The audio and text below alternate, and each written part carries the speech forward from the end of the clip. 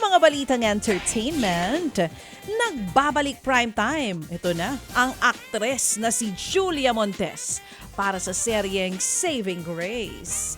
Ito ang Philippine adaptation ng hit Japanese series na Mother. Kwento ni Julia, espesyal para sa kanya ang Saving Grace dahil maganda ang storya at lesson ng serye.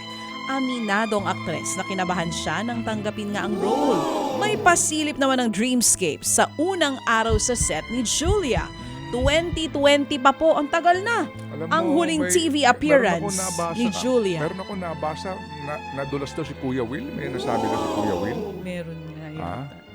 Anong sinabi ni Kuya Will? Hindi ko alam. Wala dito sa bukas siguro. Tignan natin kung isasama ni Jeff. Bigyan ng dyaryo Kaya yan. dapat, yun ang sinabi.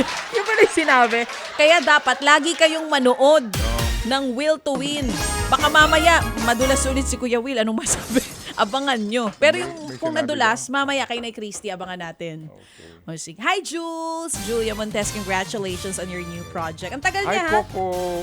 Oo, baby, ang tagal na ng huling appearance Coco, niya. pininkel ka ako. Oo, Senator Coco.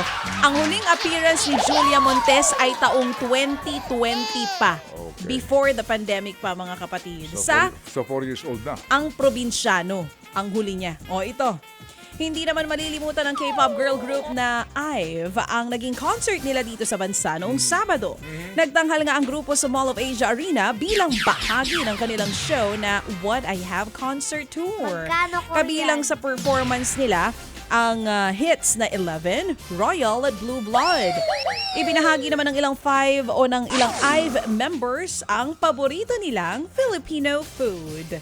Sina Gayo, Ray at Won Young tinawag ang mga sarili na Banana Girls dahil nagustuhan nila baby ang turon. Turon kayo dyan.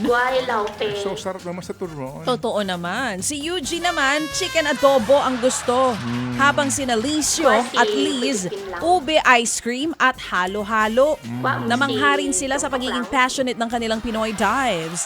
Nangako po ang grupo na babalik sa Pilipinas. At eto na, umere na kahapon. Umere na nga mga kapatid ang pilot episode ng pinakabagong programa ni Kuya Willie Revillame na Will to Win.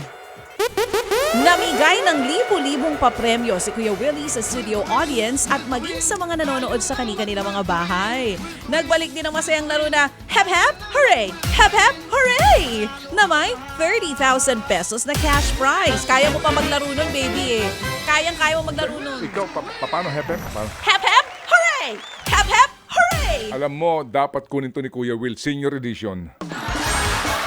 Wag, ayoko. Ano ba ang tawag sa kanya mga angels? Masyadong sexy yung mga co-host ni Kuya Will. Oo. Pwede ka naman dun eh. Sino katabi ni? Alam ko kung sino. Kanina mo ako tatabi. Hep hep! Hooray! Pwede ka doon. Kaya pa ng tuhod mo't likod yun. Hindi, ikaw sinasabi ko, inililipat. Sige. Nililihis mo na naman eh. Hindi, sa Ibulaga na lang ako. Bawal ako mapuyat eh. Bawal ako mapuyat. Kailan ba magli-live si ano? Ikaw talaga, pag-lilivin mo na naman ako. Hindi! Walang... Si Bubsy.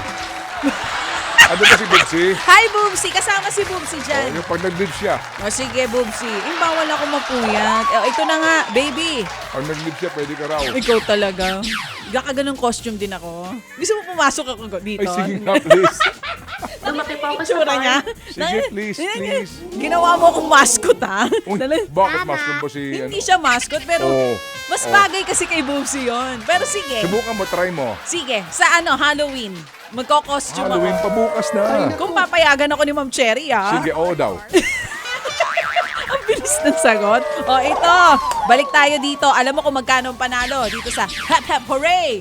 30,000 pesos. Meron ding mas pinasayang laro at segments para sa mga Pinoy. Katulad po ng Sakorera at Spin a Wheel. Para sa mga gustong maging studio audience, hindi po yan dito sa Reliance, mga kapatid. Ang gagawin nyo, magre-register po muna. Pumunta sa official Facebook page ng Will to Win.